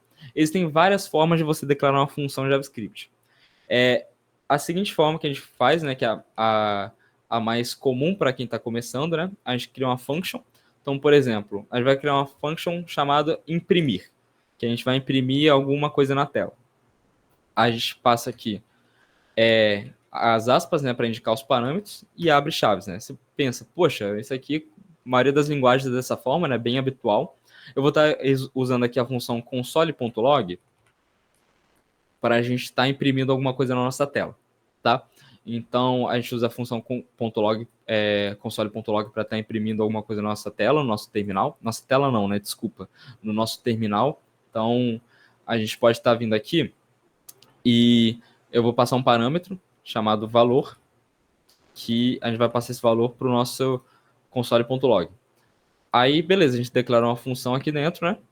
E a gente pode vir aqui e chamar essa função, imprimir. E passar, por exemplo, eu vou passar pi para ela. Ok, se a gente vir aqui no nosso navegador e tentar atualizar a página, né? Vocês podem ver que... Opa, que eu fechei coisa demais. Vocês podem ver que não está acontecendo nada, né? Não acontece nada. Se eu vim aqui inspecionar, onde é que é o terminal do JavaScript no nosso navegador? O terminal é aqui, ó. Vocês vêm em inspecionar e vocês procurem console aqui. Caso esteja muito fechadinho, né? Aqui vocês vêm nessas duas setas e procurem por console. Aqui é o terminal JavaScript. Então aqui a gente pode estar, inclusive, escrevendo JavaScript em tempo real aqui dentro. Mas observem que a gente criou esse trecho de código, né? A gente chamou a função imprimir, só que não aconteceu nada. Por quê? Porque a gente precisa referenciar esse JavaScript dentro da nossa página HTML. Como é que a gente faz isso? A gente faz da seguinte forma. Aqui em cima a gente referenciou o link, né, do nosso CSS. Como é que a gente faz para referenciar um JavaScript? A gente referencia o JavaScript ao final do body. Por que a gente faz isso? Para que o nosso JavaScript seja executado ao final do navegador ler todo o conteúdo da nossa página. Então, a partir do momento que o nosso navegador, né, ele lê de cima para baixo, ele está lendo todo o conteúdo da nossa página, a gente só quer executar nosso código JavaScript quando todos os elementos da nossa página estiverem disponíveis. Então, a gente pode vir aqui e escrever script. Alguém levantou a mão? Estava aprendendo, estou usando ponto e vírgula. É opcional mesmo? Tem alguma diferença? É opcional. No JavaScript você pode estar escrevendo, colocando no final das linhas, tanto como ponto e vírgula. Você pode vir aqui e inserir um ponto e vírgula nas linhas. Mas observe que eu também posso não inserir, né, esse ponto e vírgula. Eu vou estar mostrando aqui, aqui na tela para vocês, que eu vou agora linkar, né, o script com o conteúdo aqui da nossa HTML. A gente utiliza o script src, né, que é essa tag aqui com o atributo src. E no src a gente indica onde está nosso arquivo. No caso, está no mesmo lugar da nossa pasta. A gente vai colocar aqui o script. E a gente deixa dessa forma. A gente também pode escrever JavaScript dessa forma aqui. A gente chamar a tag script e sair escrevendo JavaScript aqui. Eu não recomendo que vocês façam isso. Eu recomendo que vocês separem os arquivos de vocês separem o projeto de vocês em arquivos. Então, não recomendo que vocês fiquem misturando muita coisa desse tipo assim. Mas beleza. Agora a gente referenciou o nosso JavaScript aqui. E a gente escreveu nessa função imprimir e passou o pi como valor. Se a gente atualizar a nossa página aqui agora, vocês podem ver que, olha o que aconteceu, que mágico. Vou até aumentar o tamanho aqui do console. Agora a gente está imprimindo o nosso número pi, né? Lindo, maravilhoso. Isso é perfeito. Beleza, né? Então a gente pode ver que está funcionando. Observe que a gente colocou ponto e vírgula aqui, não colocou aqui e está ocorrendo normalmente. É a mesma coisa que eu falei sobre as aspas, né? Se você for começar a fazer um código JavaScript e você vai inserir ponto e vírgula no final das linhas, eu recomendo que você insira ponto e vírgula no final de todas as linhas para ter uma padronização. Caso você não queira inserir ponto e vírgula, eu recomendo que você não insira ponto e vírgula em lugar nenhum, que não seja necessário, né? Então, no caso aqui, eu não vou estar inserindo ponto e vírgula para deixar uma padronização do nosso código, né? E beleza. A gente conseguiu fazer a função de imprimir. Só que essa não é o único jeito da gente estar criando uma função. A gente também pode estar criando uma função por outras notações. O que seriam essas outras notações? A gente pode criar funções anônimas. O que seria uma função anônima? É uma função que não possui rótulo, não possui nome, desculpa. A gente pode estar criando uma função anônima que ela não possui rótulo nem nome. Com isso, a gente pode estar passando essa função como parâmetro de uma constante ou parâmetro não, né? Como valor de uma constante ou valor de uma variável. A primeiro modo, vocês podem achar isso um pouco estranho. Eu vou estar demonstrando para vocês o que seria isso. Basicamente, a gente está criando uma constante e eu vou criar a função imprimir 2. Então, essa constante tem o nome imprimir 2, né? E o valor dessa constante vai ser uma função anônima. Como é que a gente pode fazer isso? A gente pode fazer tanto com function. Então, a gente vem aqui, coloca a function, né? Chama dessa forma. E a gente coloca, por exemplo, console.log. Assim. E a gente pode chamar, por exemplo, o imprimir 2 aqui embaixo. Imprimir 2. E eu vou passar aqui o sobrenome. Sobrenome não, passar o nome. Então, se a gente vê aqui, ó, observe que a gente criou uma constante e passou uma função anônima para ela como valor. Observe que a partir do momento que a gente chama essa constante como uma variável e atualiza a página aqui, valor. Desculpa. Eu não coloquei o parâmetro valor aqui. É só colocar o parâmetro valor aqui dentro. Atualizando aqui, ó, vocês podem ver que ele exibe, né? Essa função funciona normalmente. E vocês pensam, nossa, que bizarro, né? Você está fazendo algo desse tipo. Podia ser tanto uma const quanto uma variável normal, né? A diferença é que a partir do momento que você define como const, né, essa função, você não pode estar alterando ela depois. Por exemplo, chamar aqui imprimir 2 e definir outra função para ela. Vocês não podem estar fazendo isso. A partir do momento que você definiu ela aqui, ela tem que ser essa função. Só que se você colocar let, você pode fazer esse comportamento aqui também. Só que eu recomendo que vocês não façam isso de forma alguma. Vocês comecem com uma função e terminem com ela. Só que essa não é o único jeito da gente estar passando uma função anônima. Como é que a gente pode estar fazendo isso também? Existe um jeito que é muito utilizado em JavaScript, porque é muito simples de você escrever, né? Que são as chamadas arrow functions. O que seriam isso? A gente basicamente está escrevendo uma função dessa forma. A gente vai definir aqui, né, uma função chamada imprimir 3. E como valor dessa função, a gente vai passar uma arrow function. O que é isso? A gente vai delimitar aqui pelos parênteses e a gente vai colocar o valor de igual e a seta apontando para a direita e a gente vai abrir nossas chaves. E dessa forma a gente consegue estar criando essa função arrow, né? Isso aqui é uma função arrow, a gente chama. E a gente pode estar usando essa função imprimir 3.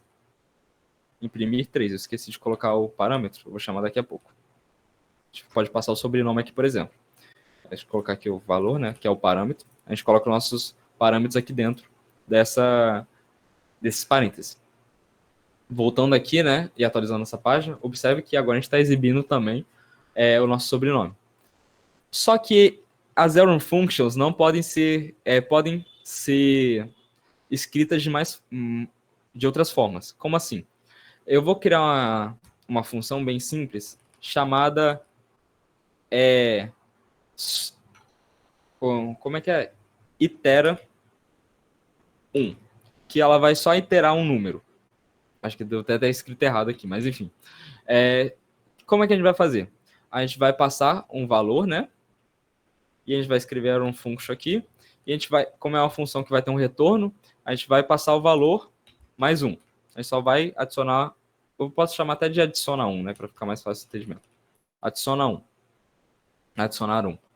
Beleza, né? Então, se a gente vir aqui no nosso imprimir, né, a gente vai chamar a função de imprimir e a gente vai passar como parâmetro, ou vou deixar dessa forma aqui, eu vou criar uma nova variável, let número, e eu vou passar como 2 aqui, e a gente vai chamar essa função adiciona 1, número igual adiciona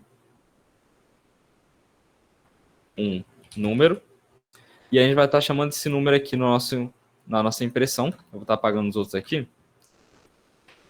E colocando dessa forma, atualizando, a gente observa que a gente tinha a variável com o valor 2, e agora ela possui o valor 3, né? Porque a gente adicionou aqui.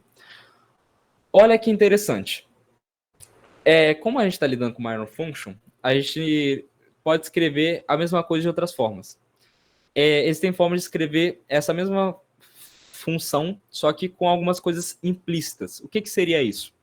Por exemplo, eu posso estar vindo aqui e eu vou criar a função adiciona 2. Não vai adicionar mais 1, né? Vai adicionar 2. E observe que a gente só tem um parâmetro, né? Quando a gente só tem um parâmetro numa função arrow, o que a gente pode fazer? A gente pode simplesmente só escrever o parâmetro que a gente quer. A gente não precisa botar parênteses, porque é só um parâmetro.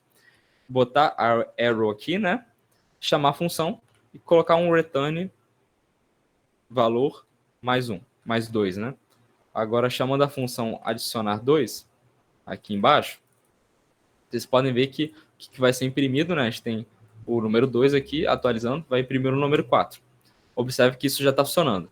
Só que existem outra forma também de você estar tornando as coisas implícitas aqui, que é você tornar o retorno da função implícita. O que isso quer dizer? Quer dizer que, por exemplo, se aqui dentro dessa função eu colocasse, por exemplo, uma variável que seria valor somado e fosse igual ao valor mais 2 e eu retornasse valor somado, observe que, voltando aqui, né, tá correndo tudo certo da mesma forma, só que, beleza, a gente tem esse trecho de código que são 2 linhas. Caso a nossa função só tenha uma linha dentro dela, o que a gente pode estar fazendo? Eu vou estar criando uma função aqui, adicionar 3, que observe, eu vou estar colocando valor aqui, né, o parâmetro de forma implícita novamente, e olha que interessante. Como só tem uma linha, por exemplo, nesse exemplo aqui, né, a gente só botou um return valor mais 1, a gente pode fazer o seguinte, a gente só tem uma linha de retorno, né? O que a gente pode fazer? A gente pode fazer valor mais 1. Isso aqui, vou só delimitar pela arrow function, né? Ignore o nome da função. Isso aqui é a mesma coisa que isso. A gente só tornou as coisas implícitas. Então, como a gente tem um único valor de retorno aqui, a gente pode simplesmente escrever esse valor sem um return e ele vai estar imprimindo esse valor aqui. No caso, eu vou mudar para mais 3, né? Que era adicionar 3. E eu vou estar chamando essa função. E eu vou estar atualizando aqui. Observe que agora ele está imprimindo 5, né? Que é 2 mais 3, 5. Vocês conseguindo entender isso bem? É uma função que, de primeira vista, o pessoal fica bem confuso. Mas é uma característica do JavaScript. E o pessoal usa muito isso. Usa muito. Então é bom vocês terem essa noção. Deu para entender certinho? Fala, Iago. Nesse caso dos exemplos, você só usou um parâmetro para a função, que é o valor. Se fosse mais de um, daria para fazer igual? Tipo, ou eu tenho que usar o caso do parêntese nesse caso? Ótima pergunta. Se tivesse mais de um valor, a gente teria que usar o parêntese. A gente só consegue usar essa forma implícita aqui, caso tenha apenas um valor. Caso tivesse outro valor aqui, chamasse valor 2, a gente teria que ser delimitado pelos parênteses. Se a gente botasse aqui vírgula valor 2, veja que o nosso código quebrou aqui, né? Perdeu a utilização do VS Code, né? Não indicou erro, mas pode ver que as coisas estão estranhas. Isso aqui daria erro. Se eu salvar aqui e voltar, aqui no nosso documento HTML, vocês podem ver que está indicando o erro na linha 22, que é essa linha aqui. Estava falando aqui, script.js 22, está dando erro aqui. Então, isso só ocorre quando a gente tem um valor no nosso parâmetro. E caso a gente não tenha nenhum valor no nosso parâmetro, a gente tem que deixar só os parênteses sem nada. Isso é importante também. Então é bom se vocês se atentarem nisso. Pode falar, Eduardo.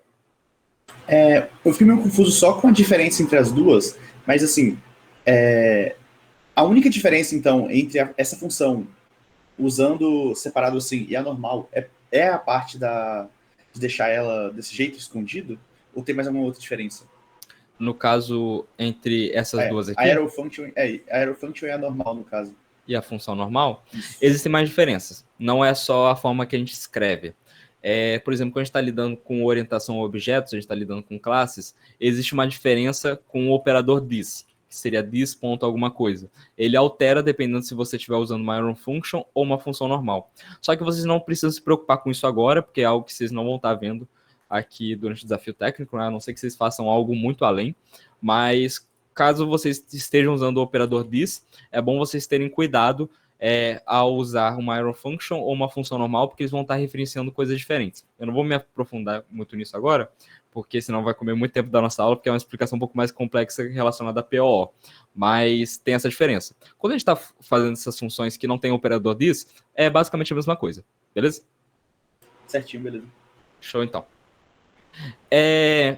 Então, beleza, então, né? Então, a gente sabe que existem essas formas de você estar declarando uma função que a gente mostrou aqui. Então, é bom vocês terem noção disso. Declarar uma função de uma forma normal aqui, declarar uma função a partir de uma constante, com uma função, né? Declarar uma função a partir de uma constante com uma arrow function. Aí, essas diferenças, né?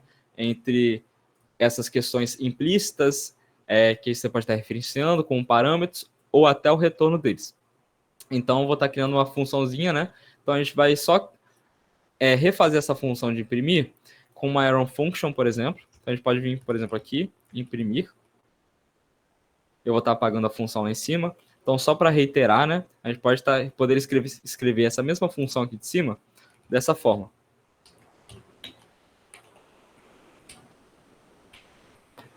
Observe que o console.log ele não retorna nada, né, no código. No caso, ele vai imprimir algo na sua tela, só que ele necessariamente não retorna nada para a função. Mas você pode estar escrevendo dessa forma implícita também, mesmo que não haja retorno. E caso haja retorno, né, ele vai estar retornando o que está nessa linha, beleza?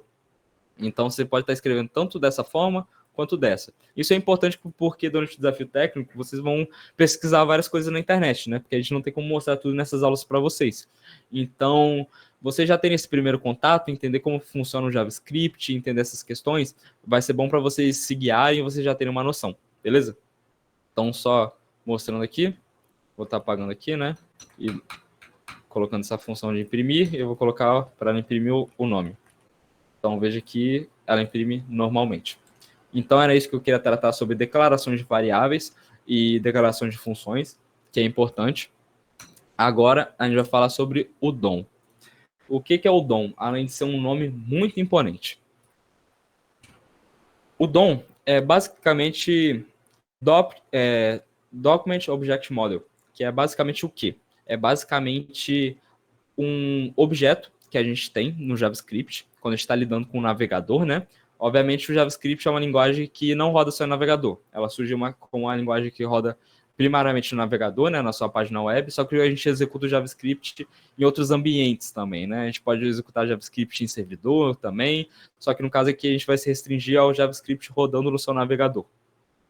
Quando ele está rodando no seu navegador, ele possui um objeto que é o document, que é um objeto que a gente pode estar buscando elementos do nosso HTML. Como é que a gente pode fazer isso? A gente possui algumas funções que a gente pode estar buscando elementos. E de que forma a gente buscaria esses elementos? A gente buscaria esses elementos a partir dos seletores. Então, lembra que a gente falou muito sobre seletor aqui no CSS, que a gente utiliza seletor para estar estilizando as coisas?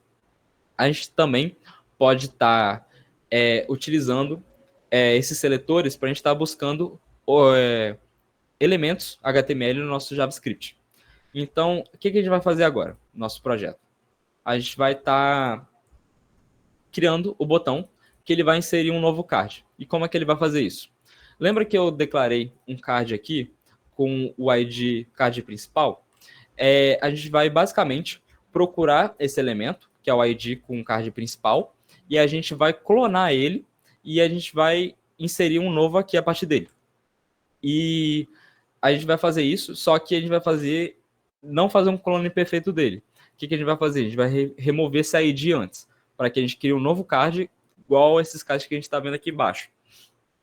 Então, eu vou estar apagando esses cards aqui e a gente vai começar a dar início ao código. Vai ser uma função, vai ser um código bem simplesinho, vocês podem ver que é um código de 10 linhas, bem simples, mas como é que a gente vai estar fazendo isso? A gente vai criar uma função aqui no JavaScript, que vai ser uma function. Eu vou até criar de forma Iron Function para vocês entenderem. Não, se criar como uma function normal já serve também. Inserir novo card.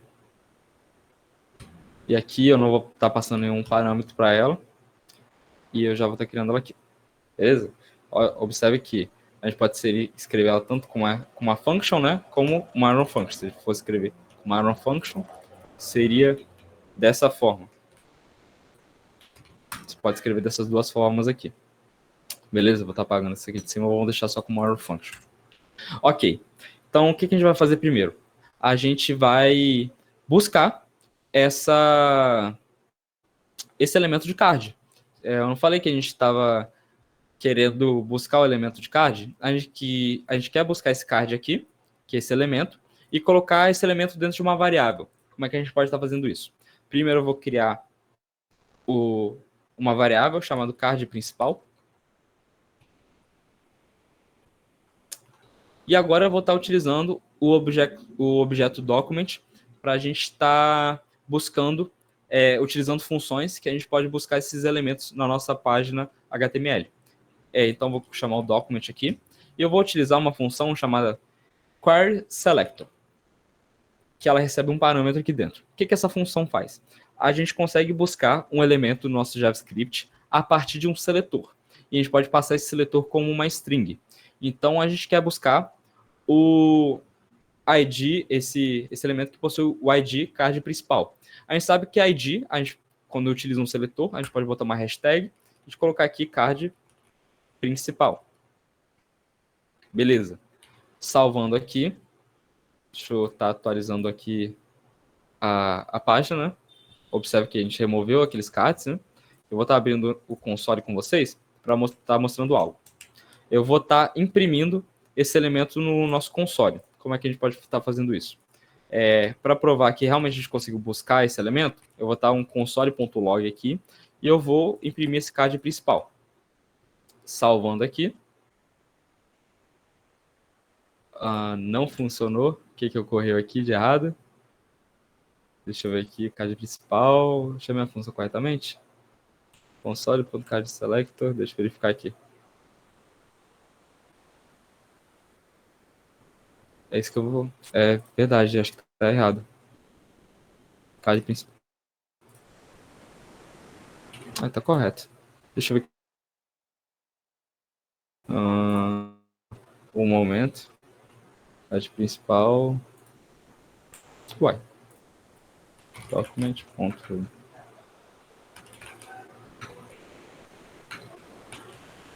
Card selector.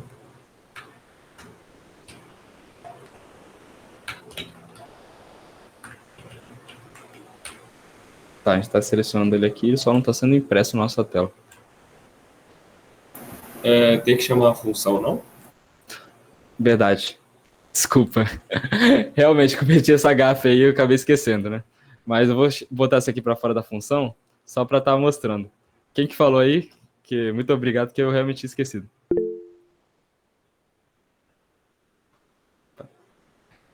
Até ao vivo acontece erro, gente. Eu vou estar chamando aqui fora da função para mostrar para vocês ele sendo imprimido, né? Impresso, né? Agora que a gente está atualizando aqui, ó. Agora que está fora da função, vocês podem ver que ele está sendo impresso aqui, o nosso card aqui no nosso console, né? Vocês podem ver que a gente pode estar até abrindo ele aqui no console e verificando ele aqui dentro. Beleza? Agora eu vou voltar à função aqui. E é bom lembrar que a gente criou essa função para inserir um novo card. Quando que a gente vai inserir um novo card? Quando a gente clica no botão, né? Novo card. Então, como é que a gente pode estar chamando essa função, né? A gente pode fazer da seguinte forma. A gente pode vir aqui no nosso botão e estar chamando o evento onClick. E a partir desse evento, a gente pode estar referenciando uma função que a gente quer que seja executada quando determinado evento ocorre. Existem vários eventos. Por exemplo, onClick, vocês podem ver que tem vários aqui, né? OnChange, ou não sei o que cada um lida com alguma coisa. No caso, eu vou estar usando o onClick. E aqui eu vou estar passando a nossa função que a gente criou, inserir novo card, e vou estar inserindo ela aqui com os parênteses, como se a gente realmente estivesse chamando essa função. Então, quando esse evento ocorrer, a gente vai estar chamando essa função aqui dentro. Então, se eu atualizar a página, eu vou clicar, né? Percebe que toda vez que a gente clica, a gente imprime, né, esse card principal no nosso console, porque a gente escreveu isso aqui dentro da função. Beleza? Agora a gente vai fazer o seguinte. A gente quer criar um novo elemento a partir desse elemento desse card principal. Então, como é que a gente pode fazer isso? Eu vou criar uma nova variável chamada novo card e eu vou passar como parâmetro o card principal. Só que se a gente passar o card principal, né, a gente vai passar o mesmo elemento, né? A gente vai estar apontando para o mesmo elemento.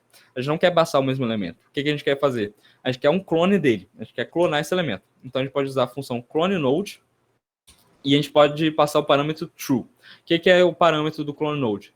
É basicamente informar se a gente quer passar os filhos desse elemento. Então, se eu colocasse false, a gente não passaria o MG nem a div. E dessa forma, colocando true, a gente vai estar passando aquele elemento e também o seu clone. O clone de seus filhos. Beleza? Então, a partir desse momento, a gente pode estar testando aqui, console.log novo card. E atualizando aqui, ó. E observe que a gente clica aqui. Observem que interessante. Quando a gente dá um console.log.card principal, atualizando aqui e clicando, a gente pode ver que quando a gente passa o mouse aqui em cima, né, ele exibe o elemento na nossa tela. A partir do momento que a gente chama o clone, a gente passa o mouse e não exibe nada. Por que isso ocorre, né? Agora a gente criou um clone, só que esse clone só existe no JavaScript. A gente não mandou ele para nenhum lugar do nosso HTML ainda. O que a gente pode estar fazendo? Antes de a gente estar mandando esse clone para algum lugar do nosso HTML, a gente precisa mudar ele, né? Eu falei que eu queria remover esse ID. Então, o que a gente pode fazer? Eu não quero passar esse ID, né? Porque esse ID é um identificador único para o nosso card principal. Eu quero fazer o seguinte. Eu vou botar um novo card igual a novo card ponto remove attribute, dessa forma escrita, vou verificar aqui, remove attribute, isso, e eu vou estar removendo um atributo. Vocês lembram que eu falei que um elemento HTML ele pode possuir vários atributos, né? O ID é um atributo, a classe é um atributo, e eu quero remover especificamente a classe. Então, eu posso vir aqui, inserir, classe não, né? Eu quero remover o ID. Posso vir aqui, inserir ID, e está salvando. E a partir do momento que a gente volta aqui e atualiza a página, ó, opa, que eu escrevi alguma coisa errada aqui. Acho que eu escrevi o nome da função errado. A gente não precisava estar definindo dessa forma. Aí pode só chamar a função, que ela é um método, né? Isso aqui é um método, ele vai estar removendo o atributo do nosso elemento HTML. Então, só chamando dessa forma, a gente pode vir aqui utilizando. E a partir desse momento, a gente pode ver que agora a gente tem uma div que tem uma classe card, só que ele não possui nenhum ID aqui dentro, né? Então, é isso que a gente queria. Então, a gente consegue remover aqui o atributo.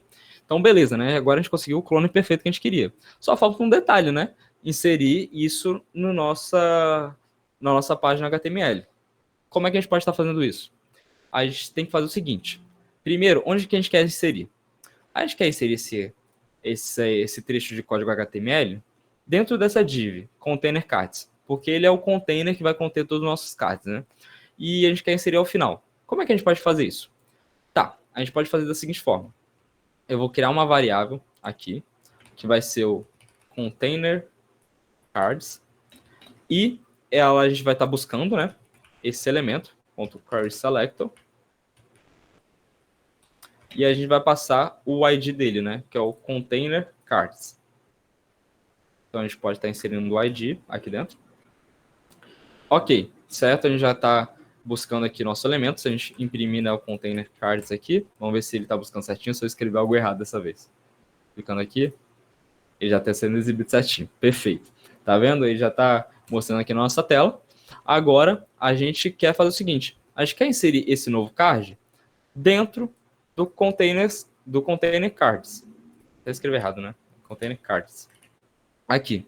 Como é que a gente pode estar fazendo isso? A gente pode estar fazendo da seguinte forma. A gente vai chamar uma função chamada appendChild, que é você colocar um novo filho dentro, né? Um novo elemento filho dentro de um elemento HTML. Como é que você pode estar chamando essa função? Vamos chamar aqui o container cards e vamos chamar a função appendChild. E a partir disso, a gente pode inserir o elemento HTML que a gente quer inserir, né? A gente poderia tanto escrever o elemento HTML aqui, né? Só que a gente já vai chamar a nossa variável que possui o elemento que a gente quer, que é o novo card. A partir desse momento, eu vou estar tirando esse console log. Então, a partir desse momento, ó, quando a gente clica em inserir um novo card, observe a magia acontecendo. Um novo card é inserido na nossa tela, do jeito que a gente queria. Então, observe que a gente já está conseguindo manipular esse nosso HTML. Além disso, né, se vocês se atentarem aqui, eu vou estar... Deixa eu abaixar isso aqui, que tá muita coisa aqui. A gente pode ver que a gente tem o nosso card principal, que é esse aqui, que possui o ID card principal, e os outros cards que a gente clonou não possuem o ID card principal, da forma que a gente queria. Então, observe que a gente já está conseguindo manipular, clonar elementos HTML. Se a gente quisesse fazer outras manipulações aqui, a gente também poderia. Por exemplo, eu vou chamar um novo card, e eu vou colocar, por exemplo, o style.background color igual a red, por exemplo, dessa forma aqui. Observe que, a partir desse momento, os clones que a gente faria, né, teriam uma estilização diferente, porque a partir do objeto style, a gente consegue ter acesso a todos os atributos de estilização. Observem algo interessante aqui no JavaScript. Enquanto a gente colocava propriedades aqui, utilizando esse tipo de formatação usando o hífen, né, para separar as palavras, aqui no JavaScript a gente utiliza o camel case. Então, se vocês forem escrever uma propriedade do CSS, vocês não colocam o hífen, né? Vocês só indicam a próxima letra, né, da próxima palavra com a letra maiúscula. Então, dessa forma, vocês podem estar, por exemplo, manipulando aqui, mudando a cor. Por exemplo, eu quero não mudar a cor, quero botar um border radius igual a 0, por exemplo. 0 pixels. A partir do momento que a gente queria, não tem arredondamento de borda. Então, dessa forma, a gente consegue estar tanto estilizando os elementos, né, as propriedades, atributos desses elementos, também como a estilização. Então, creio que seja basicamente isso que a gente queira tratar na aula de hoje, né, de front-end. A gente deu uma boa introdução para vocês. Obviamente, durante o PS... Pode falar, Iago. Não, pode terminar, pode terminar. Ah, tá. Obviamente, durante o PS, vocês vão ter que ter contato com muito mais coisas, né? Vocês vão ter que pesquisar bastante, porque caso vocês queiram fazer alguma coisa diferente, vocês vão precisar fazer, né? Vocês vão ter que estar sabendo, procurando essas informações. Além disso, eu quero passar para vocês uma recomendação de estudo, que é o aplicativo Mimo, aqui, que esse aplicativo é basicamente um Duolingo para programação web. Então, se você quer estar durante o desafio técnico, está praticando front-end, aprendendo coisas novas, está colocando esse conhecimento em prática, num aplicativo que é literalmente igual ao Duolingo, usa a mesma receita, né, de aprendizado, vocês podem estar baixando esse aplicativo chamado Mimo, que vai ajudar bastante vocês. Vocês têm alguma dúvida? O Iago levantou a mão com uma dúvida. Pode falar, Iago. No caso, para essas alterações ficarem salvas, a gente tem que fazer conexão com o back-end? Sim, no caso, essas alterações... Quando você adiciona um card, aí quando você atualiza, some os cards que você adicionou. Aí, nesse caso, para manter, teria que ter um contato com o back-end, ou não? Sim, sim. Vocês podem ver que eu adicionei esses cards aqui, ó. Se eu atualizar a página, você pode ver que... Opa, aqui eu tô na página errada aqui, né? Esse aqui que a gente fez. Eu adicionei esses cards aqui, né? Se eu atualizar a página, ele some. Volta para a página normal, né? Ele lê todo o nosso arquivo novamente. Vocês vão ter a aula com a Isa sobre back-end e vocês vão aprender como vocês vão poder estar salvando essas informações e tá exibindo essas informações também. A partir do Blade, que é um mecanismo que a gente usa no PHP Laravel para estar renderizando páginas web. Beleza? Perfeito, muito obrigado. Show. Alguém tem alguma dúvida? Vocês podem perguntar à vontade. A gente tem mais 10 minutos de aula. Então, caso alguém tenha alguma dúvida sobre o HTML, CSS, JavaScript, a gente pode estar tratando aqui agora. Ou caso alguém não tenha nenhuma dúvida agora, a gente pode falar no Discord enquanto estiver fazendo o desafio técnico. Mas alguém tem alguma dúvida? Pode falar, Eduardo.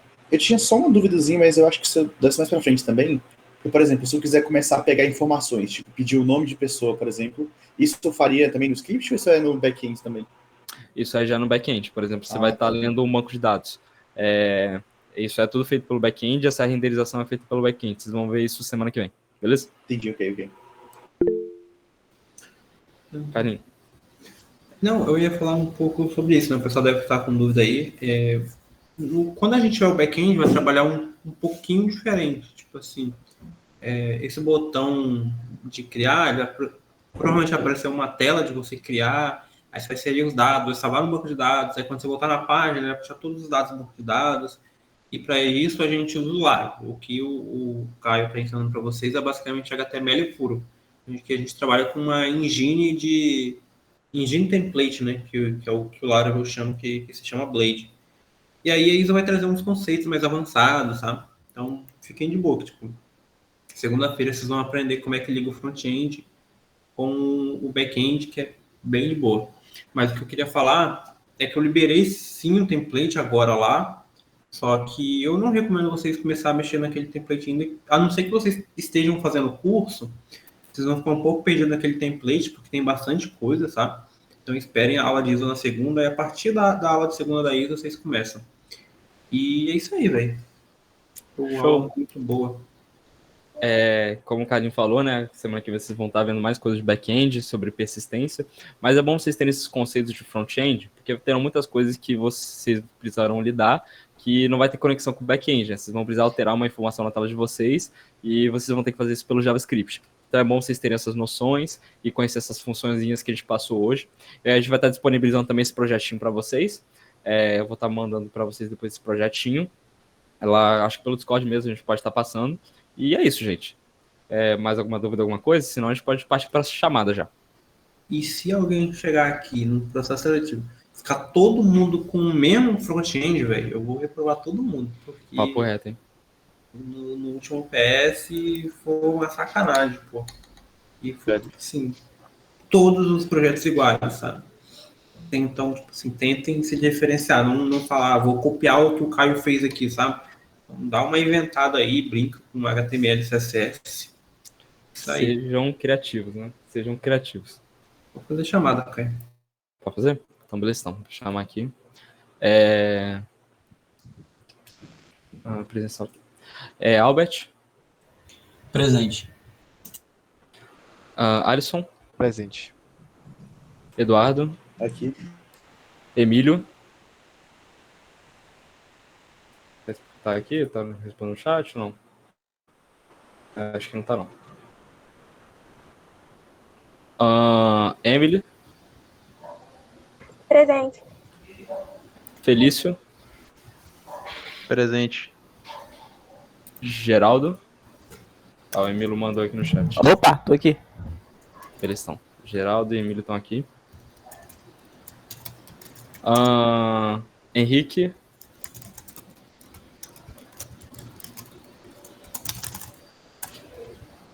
Henrique faltou? Não tá aí no chamado, só dormiu. Dormiu, hein? Ele tá aí, mas acho que saiu. Vai estar de mic aberto. Manda alguma coisa aí no chat, Henrique. se Talvez tiver. o microfone Ele falou dele que não o tá funcionando. microfone não tá funcionando. Ah, entendeu. Manda ele. Beleza, então. Vou mandar aqui. Henrique, Iago, Aoba. Ian, Presente. Ítalo, Salve. João Lucas, Presente. Caio Ribeiro, Presente. Lucas Emanuel, Presente. Paulinelli, Presente. Thiago, Presente. Vitor. Vitor faltou? Eu acho que o Vitor faltou. Tá aqui não. E Vincenzo. Presente. Show, então. Obrigadão, gente. Por hoje é isso. Vai ser um prazer, né, tá com vocês ano que vem, que a gente vai passando aí no processo seletivo. Espero que todos entreguem um site maravilhoso de bom, com a tela linda, bonitinha, tudo funcionando ao fim do desafio técnico. Eu vou estar me despedindo de vocês, essa é a minha última aula. Mas eu vou estar disponível também durante o Discord para estar tirando algumas dúvidas com a galera também. Caso apareça algum erro muito bizarro, algo do tipo, o que eu recomendo para vocês durante o desafio técnico aconteceu o erro, alguma coisa, tentem estar resolvendo isso sozinho, buscando de primeiro contato estar resolvendo, mas caso vocês não consigam realmente resolver o erro, vocês procurarem tudo quanto é lugar e não acharem uma solução, aí chama a galera no Discord, entra em call, vai com a galera que isso vai ajudar bastante. E também achou o erro ou alguma solução bacana que você enfrentou e você acha que um amiguinho seu pode estar passando também?